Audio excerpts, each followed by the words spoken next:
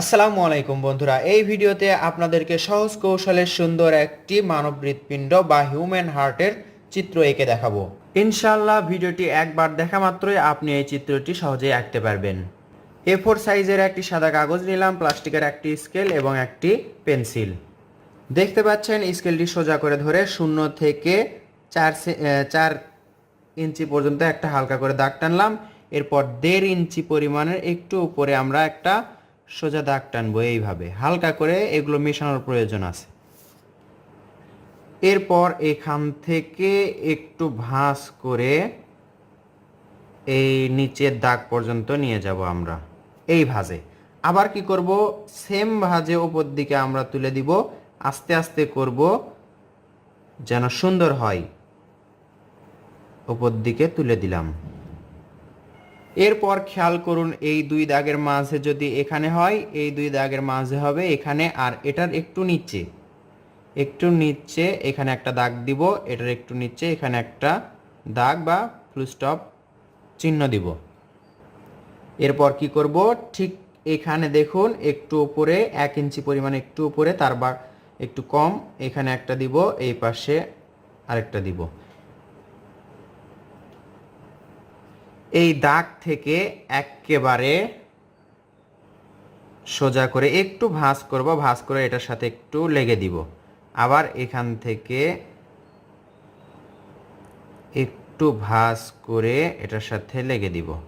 একটু ভাঁজ হবে কিন্তু দেখুন। এখন এটা এইটুকুতে আমরা রাখবো। এবার দেখুন এবং সহজ করে বুঝুন, এইখান থেকে ঘুরে ঘুরে একটু গোল করে ওপরের দাগের সাথে লেগে দিব। লেগে দিয়ে এখানে এই নিচের দাগ পর্যন্ত নিয়ে আসব।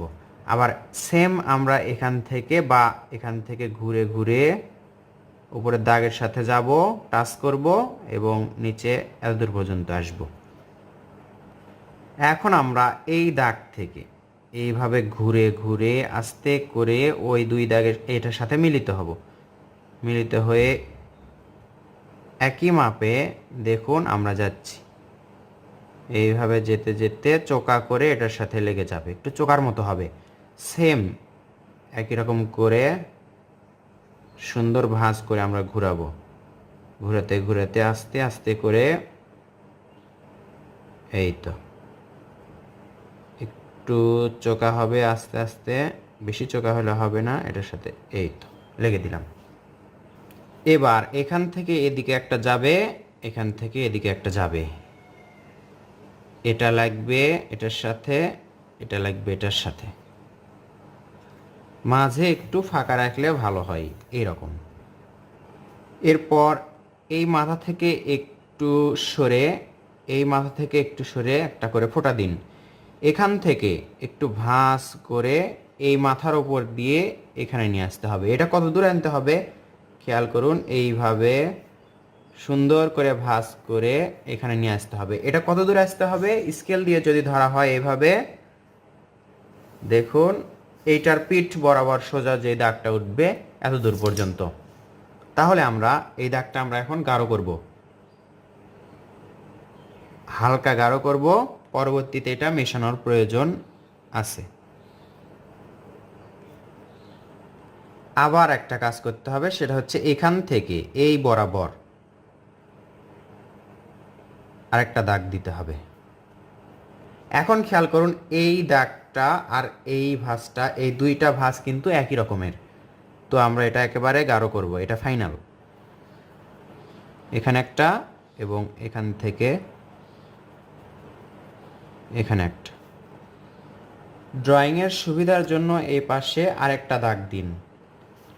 এইভাবে যে এই পিঠ বরাবর আরেকটা হালকা করে দাগ দিন, তাহলে সুবিধা হবে।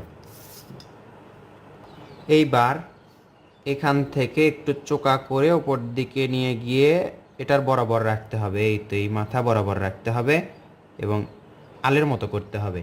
আলের মতো করে এইভাবে চিকন করে ডাবল দাগটা এত দূর পর্যন্ত নিয়ে আসবো আমরা, এই দাগ পর্যন্ত। এই যে মাথা দেখতে পাচ্ছেন, এটা লেভেলে যদি এরকম সোজা হয় খেয়াল করুন। এটা এখন এখান থেকে ঘোরাতে হবে, এইভাবে ঘুরে এই তো এটা আবার এখান থেকে ডাবল করতে হবে।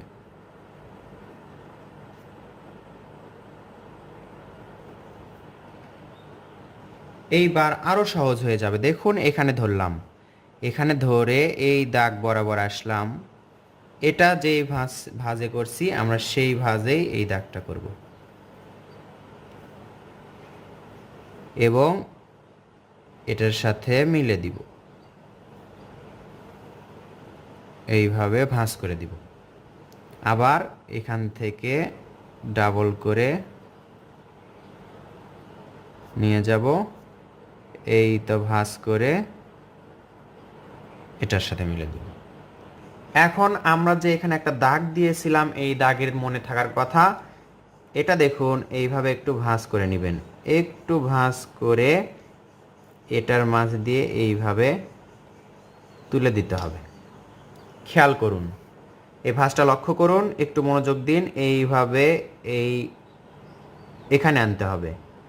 এরপর এই ভাঁজে হালকা করে দেখুন, আমি কিন্তু হালকা করে দাগ দিচ্ছি, ফাইনালি কোনো দাগ দিচ্ছি না। এখানে নিয়ে আসলাম, হালকা দাগ দেওয়ার পর এখান থেকে এটা একবারে গাঢ় করে দিব, আবার এটা ফাঁকা রেখে এখান থেকে এটা একেবারে গাঢ় করে দিলাম। এরপর এত দূর পর্যন্ত আমরা আলের মতো করে নিয়ে যাব। এই তো এখানে আল হলো। এখান থেকে আবার এখানে তুলব, এই তো এটা ফাঁকা রেখে আবার এটা ডাবল করে উপর দিকে তুলব। এই তো এখান থেকে এখানে একটা ডাইরেক্ট লেগে দিব, আবার এখান থেকে এখানে একটা ডাইরেক্ট লেগে দিব। আবার কি করব, এখান থেকে এভাবে করে এটার সাথে লেগে দিব, এটার সাথে ডাবল করে আবার লেগে দিব। আরেকটা দাগ এখান থেকে এভাবে একটু ভাঁজ করে এটার সাথে লেগে দিব, আবার এটা ডাবল করে এই তো এই পাশে এখান থেকে এইভাবে ভাঁজ করে একটা দাগ। এখন এই দাগটা ডাবল,